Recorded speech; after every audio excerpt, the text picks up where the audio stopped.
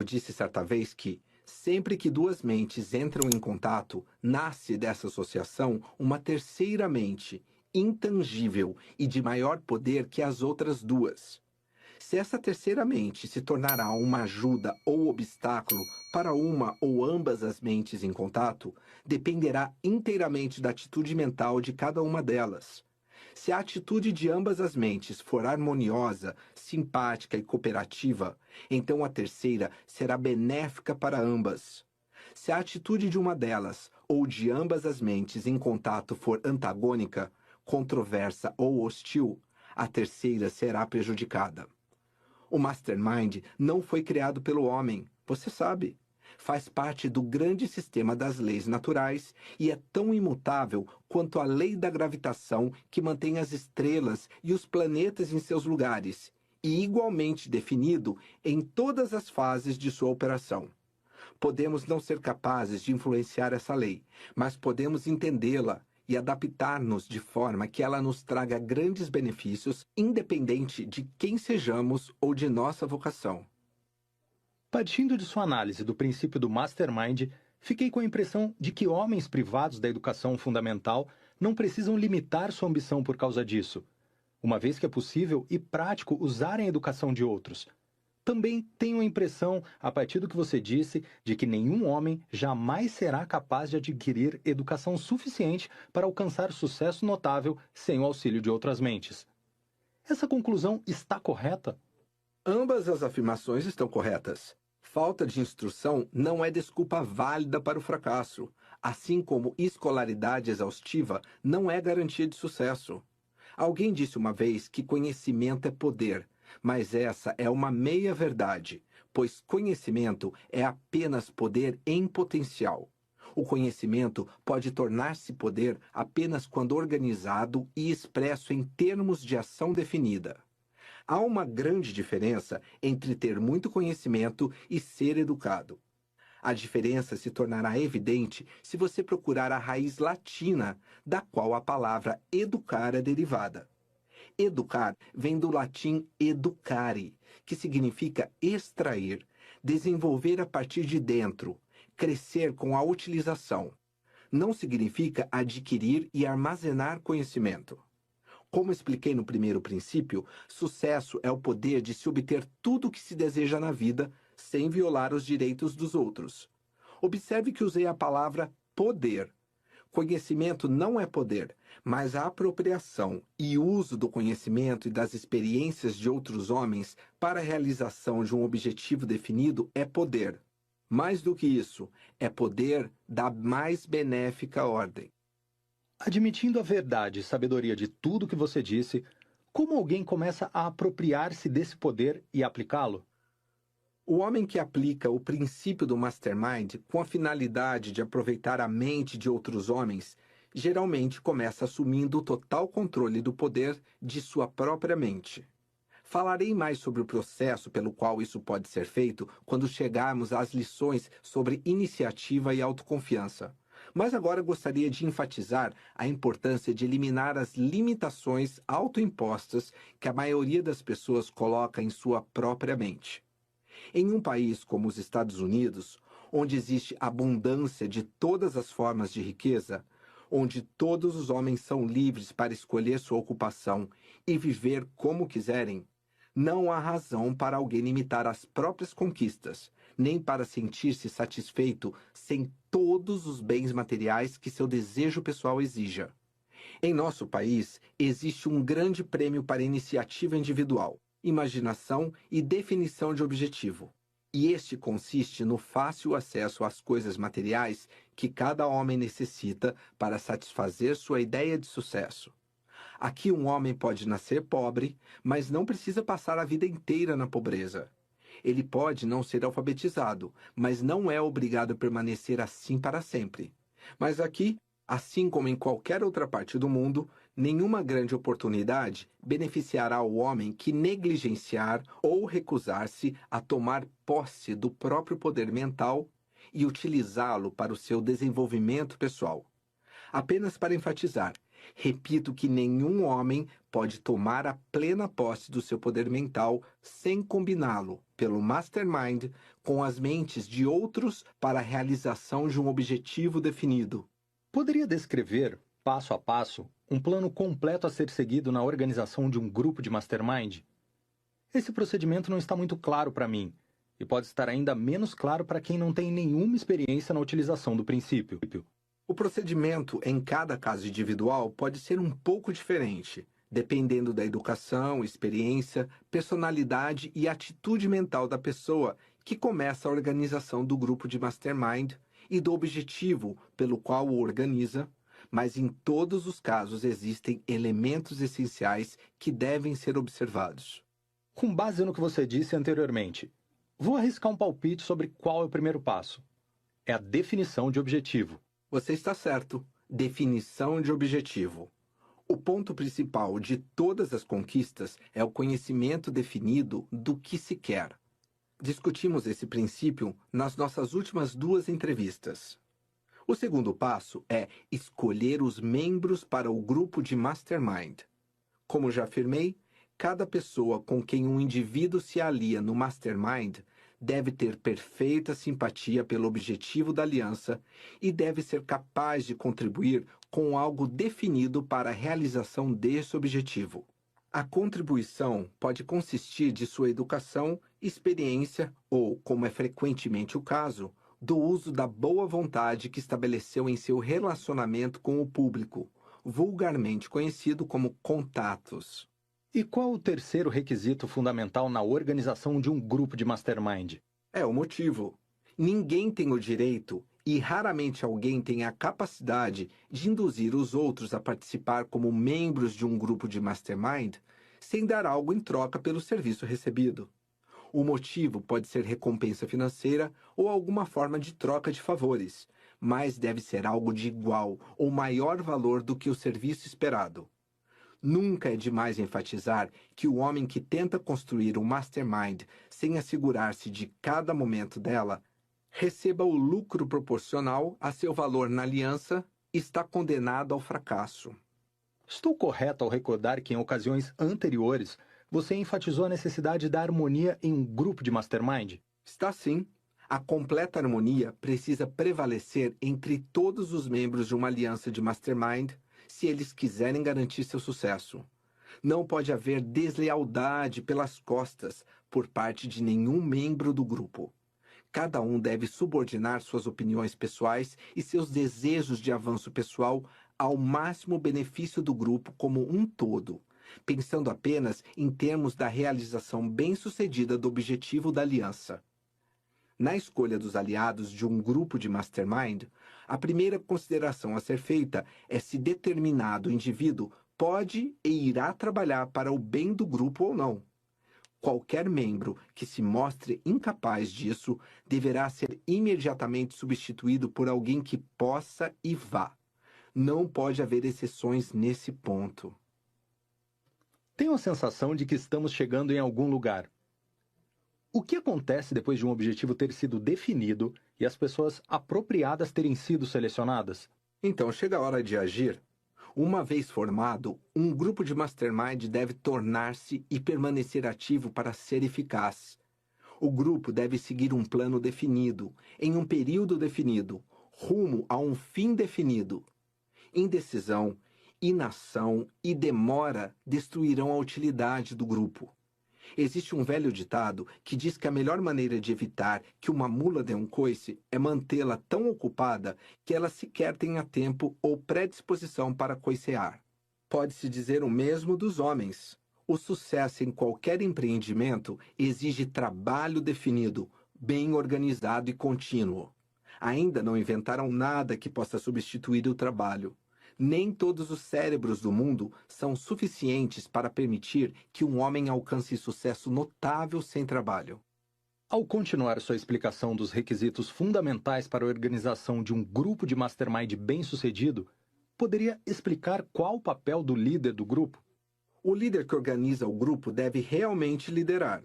Em se tratando de trabalho, deve ser o primeiro a chegar ao local de trabalho e o último a sair. Além disso, deve dar um bom exemplo aos seus associados, trabalhando tanto ou mais do que eles. O melhor de todos os chefes é aquele que se torna praticamente indispensável e não aquele que apenas tem a última palavra quando decisões devem ser tomadas e planos devem ser traçados. O lema de todos os líderes deveria ser: o maior entre vocês será o servo de todos. Bem, há uma pergunta que eu gostaria de fazer, mas estava esperando que talvez você a respondesse antes que eu perguntasse. Com base em sua vasta experiência, qual desses fatores é o mais determinante, por si só, para o sucesso ou fracasso de uma aliança de mastermind? Atitude mental. Em uma aliança de mastermind, assim como em todas as outras relações humanas, o fator que, mais do que todos os outros, determina a extensão e a natureza da cooperação que se tem dos outros é a sua própria atitude mental. Posso dizer sinceramente que, na minha relação com meu grupo de mastermind, nunca houve um momento em que eu não tenha desejado que cada um dos homens da aliança recebesse os maiores benefícios pessoais possíveis. E não houve um único momento em que eu não tenha tentado, com toda a minha capacidade, desenvolver em cada um deles a potencialidade máxima de suas próprias capacidades. Uma das mais belas visões sobre a Terra e uma das mais inspiradoras é a de um grupo de homens que trabalha em conjunto em espírito de perfeita harmonia, cada um pensando apenas no que pode fazer para o benefício do grupo. Foi esse espírito que deu força quase sobre-humana aos esfarrapados e desnutridos oficiais do exército de George Washington na luta francamente desfavorável contra soldados mais equipados. Onde quer que se encontre um empregador e seus funcionários trabalhando juntos, com esse espírito de ajuda mútua, encontra-se uma organização de sucesso. Um dos principais benefícios do treinamento esportivo é que ele tende a ensinar os homens a fazer o trabalho de equipe em espírito de harmonia. É uma pena que, depois de deixar a escola, os homens nem sempre carreguem para os seus locais de trabalho o mesmo espírito de equipe. A vida é menos penosa para o homem que tem espírito desportivo. Portanto, deixe que o espírito desportivo se torne um fator importante em cada empreitada do mastermind e que comece com um homem que organiza o grupo. Os outros absorverão o espírito a partir do exemplo. Como o mundo seria melhor se as pessoas pudessem aprender a observar apenas o fundamento que você chamou de trabalho em equipe? Diga-me, existem mais regras para a formação de uma aliança de mastermind bem-sucedida? Existe mais uma, que pode ser chamada de relação de confidencialidade. A relação existente entre os homens do mastermind deve ser confidencial. O objetivo da aliança nunca deve ser discutido fora do grupo, a menos que tal objetivo seja a realização de algum serviço público. A melhor de todas as formas possíveis de se dizer ao mundo o que se pretende fazer é mostrar ao mundo o que já foi feito. Ouvi dizer que todos os grandes homens, e existem poucos deles em cada geração, sempre têm algum objetivo em mente, que não é conhecido por ninguém, exceto por eles mesmos e por seu Deus.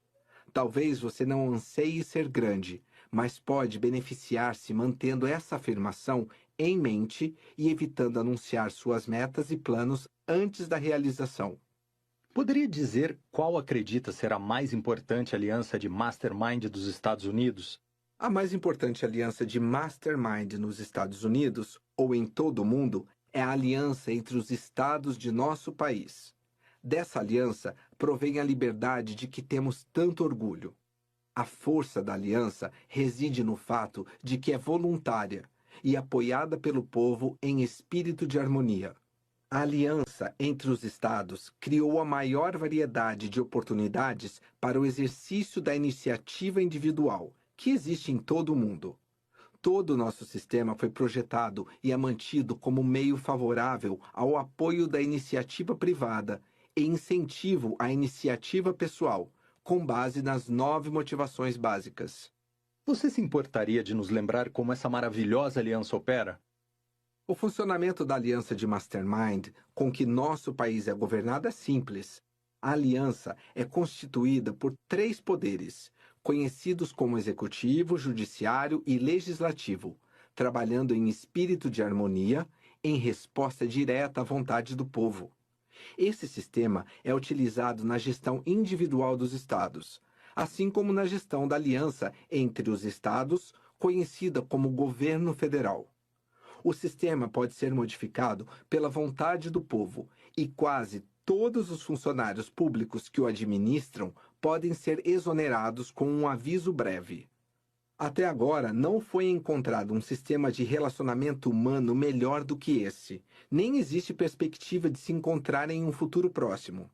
Talvez nunca encontraremos, e não será necessário, desde que nosso sistema atual seja gerenciado como seus fundadores pretendiam que fosse, para o maior benefício possível a todos, sem privilégios especiais para ninguém. Você fez uma breve referência à aplicação do Mastermind no gerenciamento bem-sucedido do lar. Poderia aprofundar esse assunto e explicar como esse princípio pode ser aplicado na gestão de uma casa? Estou feliz por você ter pensado nisso, pois a experiência me ensinou que os relacionamentos na casa de um homem têm influência importante sobre suas realizações empresariais e profissionais. A aliança entre um homem e uma mulher casados cria uma relação que influencia profundamente a natureza espiritual de ambas as partes. O casamento é, portanto, a aliança humana mais favorável para a utilização eficaz do princípio do Mastermind. Suponho que no casamento, assim como em todos os outros relacionamentos, existem algumas precauções que podem ser tomadas para garantir o bom funcionamento do Mastermind. Poderia explicar quais são as mais importantes?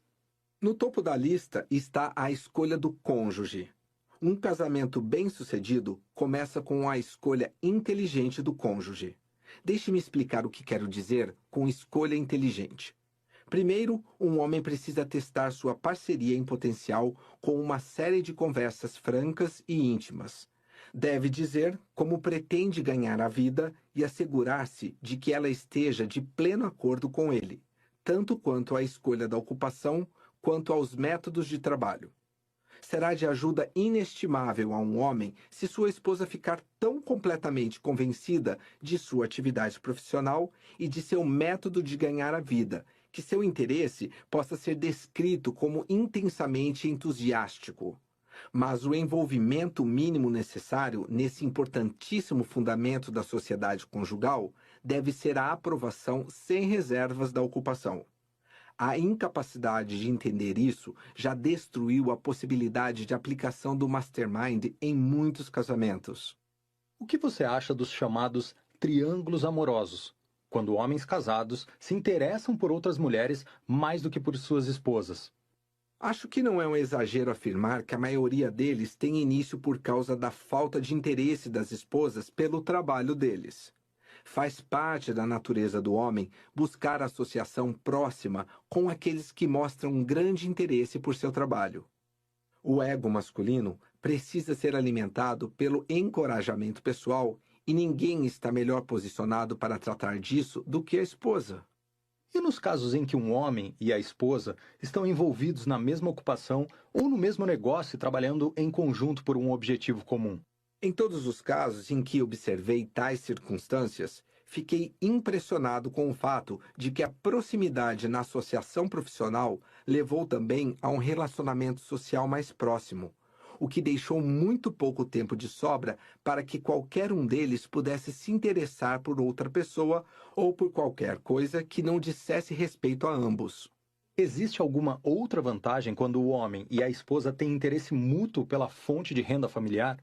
Sim, pois isso leva a uma compreensão mútua sobre as despesas domésticas e pessoais. Se a esposa sabe precisamente como o marido ganha dinheiro e quanto ganha, ela irá, se for uma parceira fiel, ajustar as despesas pessoais e da família de acordo com a renda. Mais do que isso, ela o fará com alegria. Até agora você falou sobre o homem que ainda não escolheu uma parceira e sobre o homem já casado. O que ele pode fazer se escolher uma mulher que não tem interesse em sua ocupação ou talvez nenhum interesse em comum? Na maioria dos casos desse tipo, é necessário que o marido venda seu trabalho à esposa com o objetivo de induzi-la a começar tudo de novo, sob um plano que assegure uma estreita cooperação entre eles. Existem poucos casamentos que não precisam da renovação do plano de relacionamento em intervalos frequentes, garantindo o máximo benefício para ambas as partes e para os filhos, quando há crianças. De que plano para melhorar e manter relacionamentos você fala? Poderia dar algumas instruções específicas? Seria bom se os casais reservassem um horário regular para uma reunião de mastermind confidencial pelo menos uma vez por semana, durante a qual chegariam a um entendimento sobre cada fator vital do relacionamento, tanto dentro quanto fora da vida doméstica. O contato permanente entre um homem e sua esposa é um elemento essencial para a harmonia e para o esforço cooperativo. Entendo que você definitivamente não aprova que qualquer uma das partes de um casamento dê as coisas como garantidas, correto? Correto. O princípio do mastermind não pode ser aplicado com sucesso em um casamento sem um programa planejado, deliberada e cuidadosamente. Uma discussão ocasional dos assuntos do casamento não é suficiente.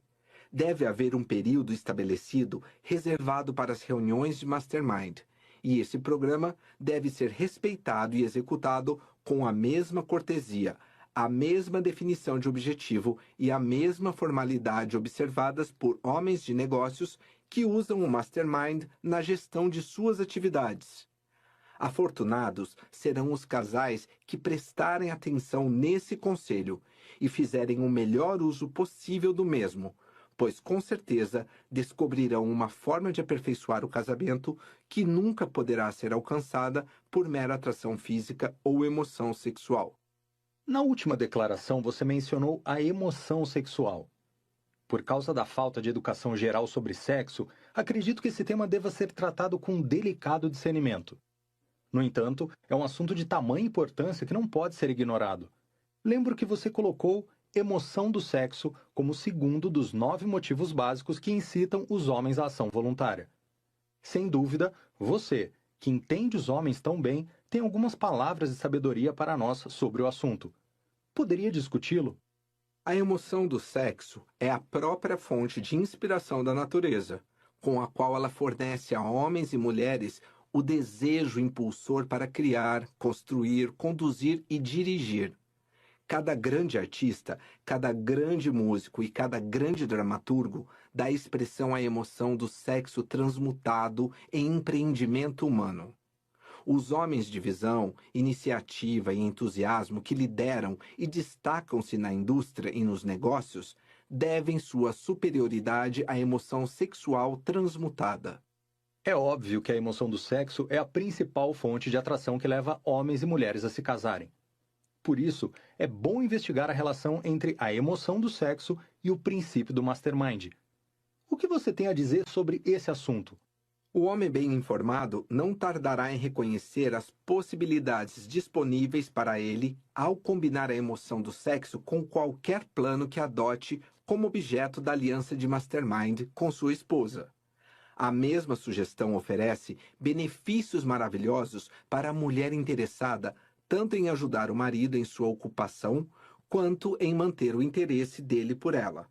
Porém, devemos lembrar que o relacionamento sexual, para ser benefício duradouro como meio de inspiração, deve ser de natureza altamente romântica. Porque onde quer que você encontre evidências da grandeza de um homem, não importa com que idade ou vocação, também encontrará evidências de espírito romântico. A bolota gera um carvalho apenas em resposta ao estímulo dos raios de sol. O pássaro quebra a casca do ovo e estica as asas apenas em resposta ao calor fora dele.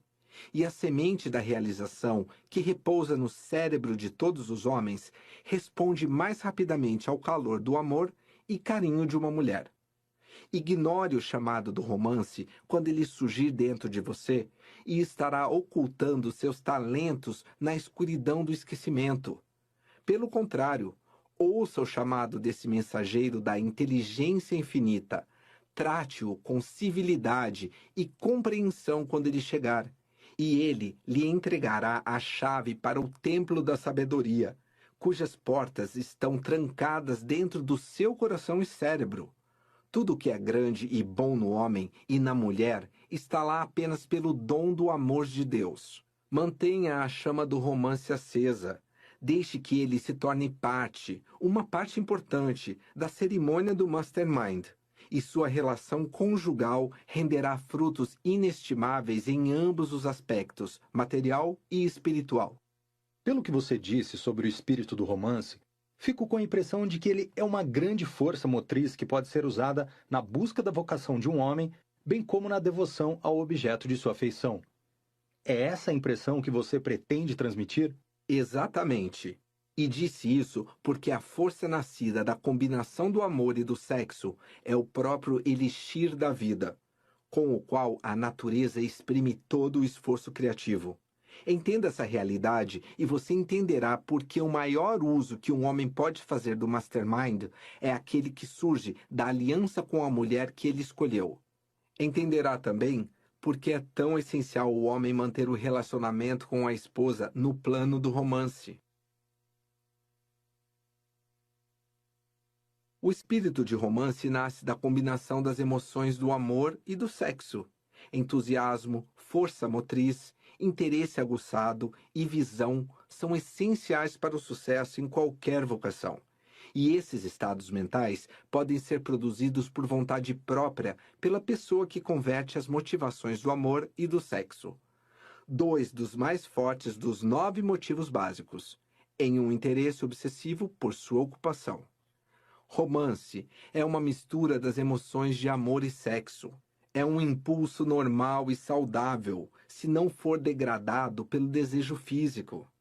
Ele remove o aspecto maçante do trabalho duro, eleva os pensamentos do trabalhador mais humilde ao status de gênio, afasta o desânimo e substitui pela definição de objetivo.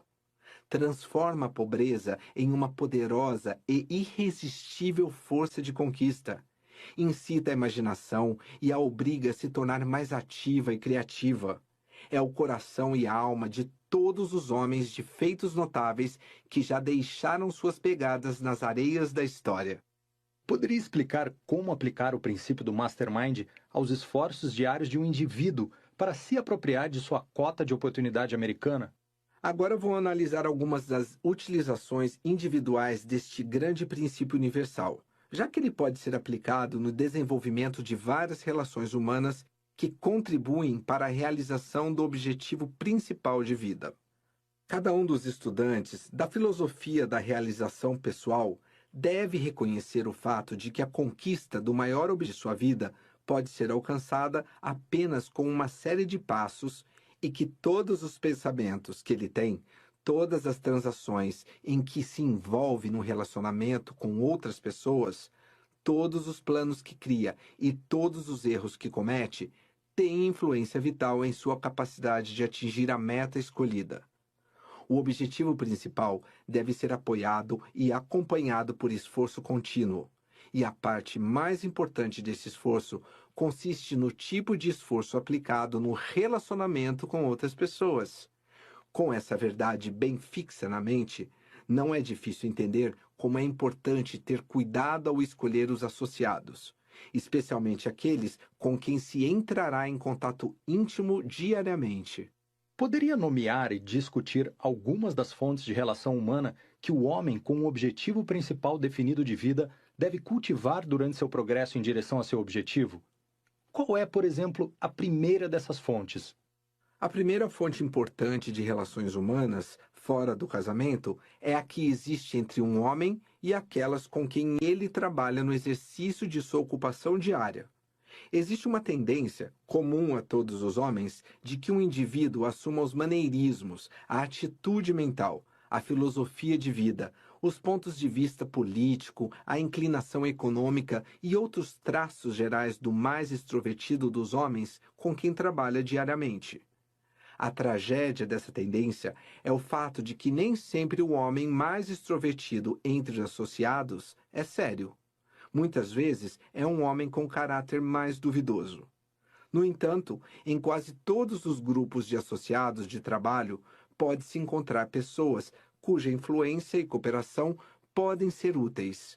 O homem de discernimento, com um objetivo principal definido de vida, irá provar sua sabedoria ao estabelecer amizades próximas apenas com aqueles que podem e estão dispostos a ser mutuamente benéficos a ele. Os outros ele irá evitar diplomaticamente. O homem com um objetivo definido vai fazer um inventário cuidadoso de cada pessoa com quem trabalha diariamente e vai enxergar cada uma delas como uma possível fonte de conhecimento que poderá pegar emprestado e usar na sua promoção. Se olhar ao redor de forma inteligente, ele irá descobrir que o local de trabalho é literalmente uma sala de aula na qual pode adquirir a maior de todas as educações, aquela que vem com a experiência. O homem com um objetivo construtivo de vida jamais sentirá inveja de seus superiores. Ao invés disso, estudará seus métodos e se apropriará de seus conhecimentos. Como se pode fazer o melhor uso do tipo de educação que você acabou de mencionar? Lembrando-se dos 9 motivos básicos, juntamente com a sugestão de que ninguém nunca faz nada sem motivo. Homens emprestam sua experiência, seu conhecimento e sua ajuda a outros homens porque têm motivo suficiente para fazê-lo. Obviamente, o homem que se relaciona com os colegas com atitude mental amigável e cooperativa tem mais chances de aprender com eles do que o homem beligerante, irritável, descortês ou negligente nos pequenos gestos de cortesia que existem entre todas as pessoas cultas. O velho ditado de que um homem pode pegar mais moscas com mel do que com sal deveria ser bem lembrado pelo homem que deseja aprender com os colegas que sabem mais do que ele e cuja cooperação ele precisa e procura. Obrigado por um esplêndido resumo das vantagens que podem ser adquiridas com o que poderíamos chamar de aliança de mastermind ocupacional. Qual é o outro tipo de aliança necessária para a realização do objetivo principal de vida? A próxima em importância é a aliança educacional. A educação de um homem nunca termina. O homem cujo objetivo principal definido de vida é de proporções notáveis deve continuar a ser um estudante e deve aprender de todas as fontes possíveis, especialmente das fontes de onde pode extrair conhecimentos específicos e experiências relacionadas a seu objetivo principal. As bibliotecas públicas são gratuitas. Elas oferecem uma grande variedade de conhecimento organizado em todos os assuntos conhecidos pela civilização. Comportam, em todas as línguas, a soma total de todos os conhecimentos do homem. O homem bem-sucedido se encarrega de ler livros e aprender fatos importantes relativos a seu trabalho, provenientes da experiência de outros homens antes dele. O programa de leitura de um homem deve ser escolhido tão cuidadosamente quanto sua dieta diária, pois é o alimento sem o qual ele não pode crescer mentalmente. O homem que gasta todo o seu tempo de leitura com revistas de humor ou de sexo não está direcionado a grandes conquistas. Um homem deve incluir em seu programa de leitura diária algum material que definitivamente proporcione conhecimento que possa usar na consecução do seu objetivo principal. A leitura aleatória pode ser atraente, mas raramente é útil no que se refere à ocupação de um homem. Você destacou a leitura. Ela é a única fonte de educação disponível para um homem com um objetivo definido de vida? De forma alguma. Mediante a escolha cuidadosa de seus associados diários, um indivíduo pode aliar-se a homens com quem pode adquirir farta educação em conversas comuns. Clubes profissionais e de negócios oferecem a oportunidade de formar alianças de grande benefício educacional, desde que se escolha os clubes e associações individuais dentro deles com um objetivo definido em mente. Desta forma, muitos homens travam relacionamentos sociais ou profissionais de grande valor na realização de seu objetivo principal. Nenhum homem pode ser bem-sucedido na vida sem o hábito de cultivar amigos. A palavra contato, conforme usada em relação à convivência pessoal, é importante. Se um homem assume a tarefa de aumentar sua lista de contatos pessoais, não pode prever os benefícios enquanto está cultivando relacionamentos. Mas chegará a hora em que esses conhecidos estarão prontos e dispostos a ajudá-lo se ele tiver feito um bom trabalho em vender-se para eles. Capítulo 3. Desenvolva uma personalidade atraente. Chegamos agora ao terceiro dos 17 princípios da realização individual que você chamou de personalidade atraente. Acredito que você tenha separado os fatores por trás da personalidade em características distintas, das quais apenas uma não pode ser desenvolvida por qualquer pessoa normal. Poderia descrever essas características, com especial ênfase aquelas que considera de maior importância para o indivíduo conseguir traçar seu caminho na vida com sucesso? Não irei apenas descrever as características de uma personalidade atraente, mas antes de terminar, também darei uma fórmula simples com a qual todas, exceto uma dessas características, podem ser desenvolvidas e mantidas. A simples menção desses traços de personalidade será de pouco valor a menos que o indivíduo se aproprie deles e os use. Começaremos com a descrição do mais importante, que é a atitude mental positiva. Pode-se ter uma boa ideia do importante papel que a atitude mental exerce na vida de um indivíduo, considerando que ela influencia o tom da voz, a expressão do rosto, a postura do corpo e modifica cada palavra falada, bem como determina a natureza de cada emoção sentida. Mais do que isso, modifica cada pensamento que é liberado, estendendo assim sua influência a todos dentro de seu alcance pela telepatia. Por uma questão de contraste, vamos citar algumas coisas desagradáveis que a atitude mental negativa provoca. Ela amortece o entusiasmo, limita a iniciativa, derruba o autocontrole, subjuga a imaginação, prejudica o desejo de ser cooperativo, torna o homem mal-humorado e intolerante e, como se não fossem danos suficientes para garantir o fracasso, termina por destruir o poder de raciocínio. Essas são apenas algumas das maneiras pelas quais uma atitude mental negativa pode prejudicar o próprio indivíduo, independentemente do dano que ele cause a outros com suas influências negativas. Como uma atitude mental negativa afeta um vendedor já pela manhã? Seria muitíssimo melhor que ele permanecesse em casa.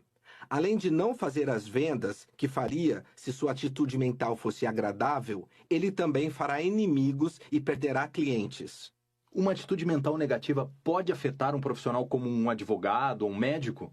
O advogado que for para o tribunal com uma atitude mental negativa encontrará o tribunal e o júri opondo-se a ele, embora ele possa ter um caso perfeitamente justo, e o médico que encontrar seus pacientes com uma atitude mental negativa fará mais mal do que bem, embora possa ser qualificado na profissão. Um homem pode ter toda a cultura que a civilização moderna pode oferecer, ter uma série de diplomas em seu nome e ser o mais qualificado em sua área de atuação. Mas ainda assim será um fracasso, tão certo quanto 2 e 2 são 4, se carregar uma atitude mental ruim consigo. A única coisa que as pessoas simplesmente não toleram é uma atitude mental negativa. Você deu alguns exemplos dos resultados de uma atitude mental negativa. Você poderia citar o exemplo de um homem com atitude mental positiva e explicar como isso afetou a vida dele? Pegue Charlie Schwab, por exemplo, para quem paguei mais de $1 milhão de bônus extra em um único ano. Analise sua personalidade nos mínimos detalhes e ficará perto de descobrir por que muitos de meus associados acumularam suas próprias fortunas. Charlie veio a mim como um trabalhador comum. Tinha pouca escolaridade e pouquíssimos talentos especiais, mas tinha um trunfo importante que indica a pista para o sucesso dele. Tinha uma atitude mental perfeita em relação a si mesmo e a todos os outros com quem entrava em contato. Como ele tinha essa atitude? Bem, ele provavelmente nasceu em um meio favorável para o seu cultivo, mas adquiriu o hábito de expressá-la porque se associou a um grupo de homens que adotaram como dever diário o desenvolvimento e manutenção de uma atitude mental positiva. Antes de passar para a próxima característica de uma personalidade atraente, deixe-me dizer que a atitude mental deve ser levada em consideração em todas as outras qualidades da personalidade que iremos analisar. Ela está definitivamente relacionada com todas elas, um fato muito significativo. Uma vez que apresentarei a filosofia da realização para muitos pensadores realistas, estou vivamente interessado no porquê e como de todos os princípios que você menciona. Poderia, portanto, explicar como alguém pode desenvolver tal atitude? A maneira mais simples de responder a sua pergunta é dizendo que uma atitude mental positiva pode ser desenvolvida pela compreensão e aplicação de todos os fatores da personalidade atraente. Você verá, portanto, quando eu terminar minha análise dessas qualidades de personalidade, que sua pergunta terá sido respondida. Muito bem. Bom, ouvirei atentamente o que você diz, de modo a recolher pistas que possam ser úteis no desenvolvimento desses traços desejáveis. Qual é o segundo fator de personalidade? Flexibilidade. Por esse termo, entendo a capacidade de adaptar-se a mudanças repentinas e circunstâncias emergenciais, sem perder o senso de equilíbrio. Um homem com disposição flexível deve ser como um camaleão, o pequeno membro da família dos répteis que muda de cor rapidamente para se harmonizar com o ambiente. Sem essa capacidade, é quase impossível ter uma personalidade atraente, já que as condições sempre cambiantes da vida e dos relacionamentos humanos exigem adaptabilidade individual. Alguns homens são injustos o suficiente para culpar outras pessoas por sua desgraça. Mas a verdade é que cada um é o que é e está onde está por causa de sua atitude mental, expressa pela personalidade. Puxa, esta é uma grande afirmação. Ela exclui quase que por completo os elementos de sorte e apadrinhamento que a maioria das pessoas lamenta não ter tido ao avaliar sua condição de vida. Sim, de fato. Quando apresentar a filosofia da realização, passe essa ideia em termos que levem as pessoas a fazer um inventário honesto de si mesmas, para que possam encontrar e corrigir seus defeitos de personalidade. Costumo pensar que seria uma bênção se todas as escolas públicas incluíssem o estudo da personalidade atraente como obrigatório no currículo. Os jovens precisam ser ensinados, muito cedo na vida, que nenhuma quantidade de instrução irá assegurar o sucesso, a menos que aprendam a negociar agradavelmente com outras pessoas. E observe como a flexibilidade está definitivamente relacionada à atitude mental. E isso nos leva ao terceiro dos fatores importantes de uma personalidade agradável, que é Sinceridade de propósito. Nunca foi encontrado um substituto satisfatório para este traço de caráter. Digo que é um traço de caráter porque é algo que mais arraigado em um ser humano do que qualquer mera qualidade da personalidade. A sinceridade de propósito, ou a falta dela, mostra-se tão evidente nas palavras e nos atos dos homens que até mesmo o mais novo analista de caráter pode reconhecer sua presença ou ausência.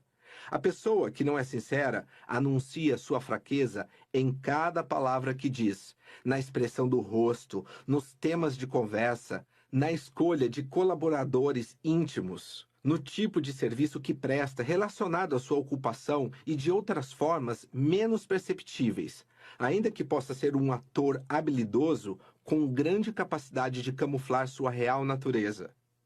O proverbial tipo concordino é objeto de escárnio em todo o mundo, principalmente porque todos reconhecem sua falta de sinceridade. Nunca esquecerei da primeira oposição feita por Charles Schwab. Ele estava comigo há pouco tempo quando mandei fazer certas mudanças no trabalho, que eu acreditava que deveriam ser feitas. Ele me ouviu até o fim. Então me olhou diretamente nos olhos e, com um largo sorriso, bem-humorado no rosto, disse: "Tudo bem, chefe, é você quem manda, mas preciso dizer que seu pedido vai lhe custar dinheiro porque você não está tão a par desta questão quanto eu." Algo na maneira como ele falou me deixou sem espaço para interpretar o comentário como insubordinação. Então segurei a ordem, fui investigar e acabei descobrindo que ele estava certo e eu errado. Daquele dia em diante, comecei a acompanhar Charlie de perto e encontrei nele qualidades de personalidade e de caráter que fizeram com que se tornasse de valor inestimável para mim. Portanto, não é exagero dizer que Charlie teve sua chance comigo por causa de sua sinceridade de propósito. Vale verdadeiramente a pena incluir a sinceridade de propósito como um dos fatores de personalidade. Com essa sólida verdade ainda ressoando em nossos ouvidos, o ressoar da sinceridade, pode-se dizer, passaremos para o quarto fator de uma personalidade agradável. Poderia nomeá-lo? É a rapidez de decisão. Observe os homens ao seu redor e perceberá que os indecisos não são nem populares, nem bem-sucedidos. Vivemos em um mundo em movimento rápido, e aqueles que não se movem rapidamente não conseguem acompanhar o ritmo. Os homens bem-sucedidos tomam decisões firmes e rapidamente e ficam irritados e incomodados com quem não age prontamente. Chamo a atenção para o fato de que a rapidez de decisão é um hábito e, portanto, está intimamente relacionada à atitude mental. Você pode até tentar, mas não conseguirá separar nenhum desses traços da personalidade atraente da atitude mental. Chamo a atenção também para a estreita relação entre rapidez de decisão e definição de objetivo. Assim, você vai observar que esses traços de personalidade têm conexão direta com todos os 17 princípios da filosofia da realização. Vivemos em um país onde a realização individual em grande escala é possível, por causa da abundância de oportunidades. Mas as oportunidades não esperam por ninguém. O homem com visão para reconhecê-las e rapidez de decisão para agarrá-las vai alcançar, mas os outros não. É assim que o mundo funciona. Ele sempre dá lugar para o homem que sabe exatamente o que quer e está determinado a obtê-lo. Dizem que cortesia é a coisa mais barata e ainda assim a mais rentável do mundo. Onde você coloca esse traço de personalidade? Cortesia é o próximo fator a ser discutido. É parte essencial de uma personalidade atraente. Quanto ao custo, vou além e digo que a cortesia é absolutamente grátis. Custa somente o tempo necessário para expressá-la no contato diário com os outros. Talvez justamente a sua gratuidade contribua para a sua escassez, visto que é uma qualidade de personalidade tão rara que, quando alguém depara com ela, rapidamente nota a pessoa que a expressa. Qual a sua definição de cortesia? Minha ideia de cortesia é a seguinte: é o hábito de respeitar os sentimentos dos outros em todas as circunstâncias. O hábito de se dar ao trabalho de ajudar outra pessoa menos afortunada sempre que possível. E, por último, não menos importante, o hábito de controlar o egoísmo em todas as formas. Perceba novamente a relação definitiva entre cortesia e atitude mental. Cortesia é um meio com o qual alguém pode projetar sua influência a fontes de oportunidade que não alcançaria sem ela. E depois da cortesia, o que vem na lista dos elementos essenciais de uma personalidade agradável? Em seguida, mencionarei um par de irmãos gêmeos. O primeiro é o tom da voz. A palavra falada é, em grande parte, o meio pelo qual se exprime a personalidade com maior frequência. Por isso, o tom de voz deve estar tão completamente sob controle que possa ser matizado e modificado para transmitir um significado adicional, além do significado das meras palavras expressas, pois ele transmite um significado separado, conscientemente ou não. A ideia é, portanto, cultivar a voz para que possa ser usada para transmitir o significado específico desejado. O homem que desenvolveu uma personalidade 100% atraente sabe como transmitir cada emoção que sente pelo tom da voz. Pode expressar raiva, medo, curiosidade, desprezo, dúvida, afeição, coragem, sinceridade, desdém, ansiedade e uma vasta gama de outros sentimentos. Além disso, ele tem o hábito de controlar a voz cada vez que fala, pois somente com o hábito se atinge a perfeição na dramatização do discurso. O preço da perfeição aqui, como acontece em tantas outras coisas, é a prática eterna. Todas as pessoas que desenvolvem uma personalidade atraente devem estudar a própria voz e colocá-la sob controle para que possam transmitir qualquer sentimento que desejem. Se não existe nenhum professor de oratória ao seu alcance, você pode tornar-se seu próprio professor, praticando diante de um espelho até atingir a perfeição. Você disse que o tom de voz era um de dois irmãos gêmeos. Qual a natureza do outro irmão? O outro irmão é o hábito de sorrir. Não cometa o erro de achar que o simples hábito de sorrir não é parte importante de personalidade. E não esqueça que é um hábito que pode ser diretamente associado à atitude mental. Se não está seguro disso, tente sorrir quando estiver com raiva. Sugiro que se pratique o controle de voz diante de um espelho, pois certas expressões da fala não podem ser dramatizadas adequadamente a menos que acompanhadas de um sorriso. É possível que esses irmãos gêmeos tenham outros parentes próximos? Qual é a próxima característica de uma personalidade desejável? É a expressão do rosto. Você já deve ter ouvido falar que os analistas de caráter podem dizer muito sobre a natureza de uma pessoa apenas olhando de relance a expressão do rosto. Bem, é verdade, mas os analistas de caráter não estão sozinhos na capacidade de julgar as pessoas pela expressão facial. Todos nós fazemos isso constantemente, quer estejamos conscientes disso ou não. Você pode dizer muito sobre o que se passa na mente de uma pessoa pela expressão do rosto. Os mestres em vendas podem dizer muito sobre os reais pensamentos de um potencial comprador a partir da observação cuidadosa da expressão facial. Se não for capaz disso, não é um mestre em vendas. Além disso, os vendedores inteligentes aprendem a avaliar o que se passa na mente de outra pessoa pelo tom da voz. Assim, o sorriso, o tom de voz e a expressão do rosto constituem uma janela aberta através da qual todos podem ver e sentir o que se passa na mente das pessoas. Isso naturalmente sugere à pessoa inteligente o uso de cautela em relação a essa janela aberta. A pessoa inteligente saberá quando manter a janela fechada. Também saberá quando abri-la. Eu me perdi na contagem dos diferentes traços da personalidade atraente já mencionados por causa de meu intenso interesse em suas observações. Qual é o próximo traço? Estamos no número 9, que é a diplomacia. Há sempre uma hora certa e errada para tudo. A diplomacia consiste no hábito de fazer e dizer a coisa certa no momento certo. E vou enumerar uma lista das maneiras mais comuns em que as pessoas mostram falta de tato. Sugiro que esta lista possa ser de benefício imensurável como uma verificação da personalidade. Aqui está ela.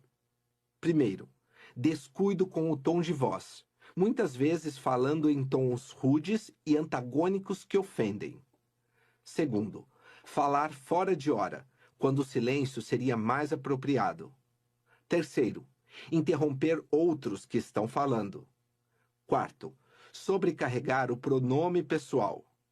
Quinto, fazer perguntas impertinentes, geralmente para impressionar os outros com a importância do próprio questionador. Sexto, inserir assuntos pessoais íntimos na conversa quando isso é embaraçoso para outros. Sétimo, ir onde não foi convidado. Oitavo, presunção. Nono, ostentar regras da sociedade como adorno pessoal. Décimo, fazer visitas pessoais em horários inconvenientes. 11º, manter pessoas ao telefone com conversa desnecessária. 12º, escrever cartas para quem não se tem nenhuma desculpa razoável de abordar. 13º, oferecer opiniões quando não solicitadas, especialmente sobre assuntos com os quais não se está familiarizado. 14º, questionar abertamente a solidez da opinião dos outros. 15º, recusar solicitações de outros de forma arrogante. 16º, falar depreciativamente de pessoas na frente dos amigos delas. 17º, repreender pessoas de quem se discorda sobre algum assunto. 18º, falar de males físicos das pessoas na presença delas. 19º, corrigir subordinados e associados na presença de outros. 20º, reclamar quando pedidos de favores são recusados. 21º, abusar da amizade ao pedir favores. 22º, usar linguagem profana ou ofensiva. 23º, expressar desagrado muito livremente. 24º, falar de doenças e desgraças.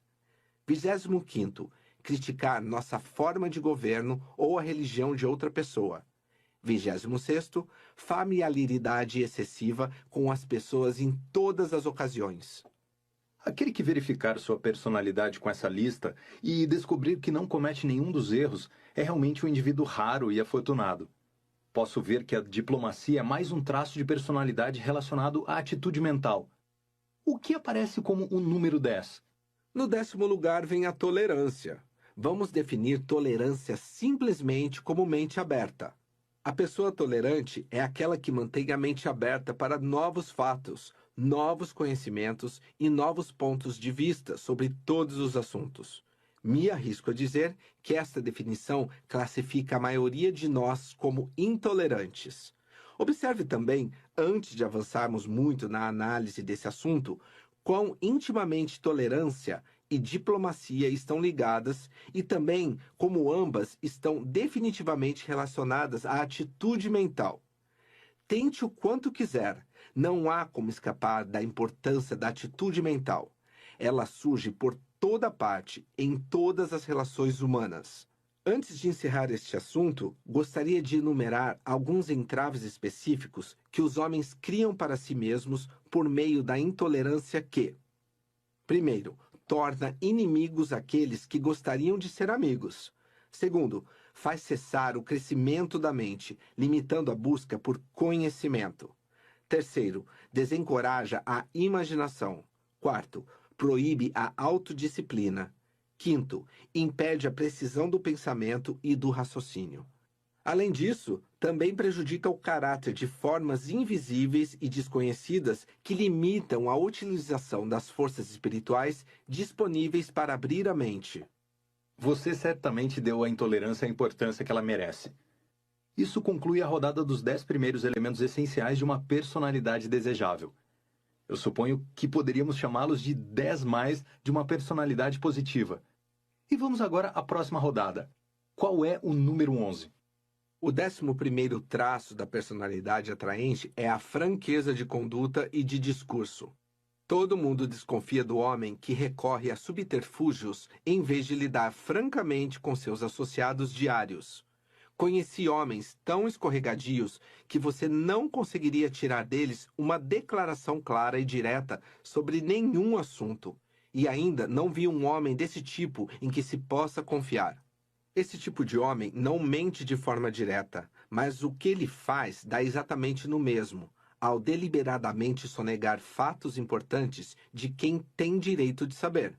Esse hábito é uma forma de desonestidade que, se mantido por muito tempo, vai minar o mais sólido caráter. Homens de caráter sólido sempre têm a coragem de falar e lidar diretamente com as pessoas e seguem esse hábito, mesmo que às vezes possa resultar em desvantagem pessoal. Homens que recorrem a subterfúgios para enganar os outros raramente têm muita confiança em si mesmos. Eu tenho certeza de que todos preferem lidar com uma pessoa franca e honesta. A longo prazo, gente que pensa estar enganando os outros está apenas enganando a si mesma. Mas qual o número 12 nessa série de traços de personalidade desejáveis? O número 12 é o senso de humor aguçado. Um senso de humor bem desenvolvido ajuda a pessoa a se tornar flexível e ajustável às diferentes circunstâncias da vida. Também permite relaxar e tornar-se humana em vez de permanecer fria e distante. Além disso, um senso de humor aguçado impede que um homem leve a si mesmo e a vida muito a sério, tendência para a qual muita gente tem uma inclinação. Sempre sinto pena do homem que não consegue relaxar e rir quando é adequado fazê-lo, pois o riso é o melhor dos tônicos mentais. Não tenho certeza, mas acho que é também um bom tônico físico. Um senso de humor aguçado, não importa como se apresente, proporciona grande relaxamento. Os norte-americanos gastam milhões de dólares anualmente com circo, teatro e cinema para obter esse tipo de fuga. O senso de humor serve até mesmo para uma melhor aparência física, uma vez que ajuda a manter as linhas do rosto suavizadas e leva ao hábito de sorrir, que é um dos traços importantes da personalidade atraente. E há uma relação definida entre senso de humor e atitude mental. Um senso de humor aguçado incentiva uma atitude mental positiva. Você deixa muito claro que ter uma personalidade atraente é um recurso de grande valor para qualquer um. Os fatores que está apresentando possibilitarão que as pessoas façam inventário dos recursos de suas personalidades, assim como de suas possíveis fraquezas. Suas sugestões e instruções permitirão que reforcem quaisquer pontos fracos e aumentem a capacidade de negociar com a vida em termos mais favoráveis. Qual é o próximo traço necessário para o desenvolvimento de uma personalidade atraente? Chegamos agora ao mais profundo e abrangente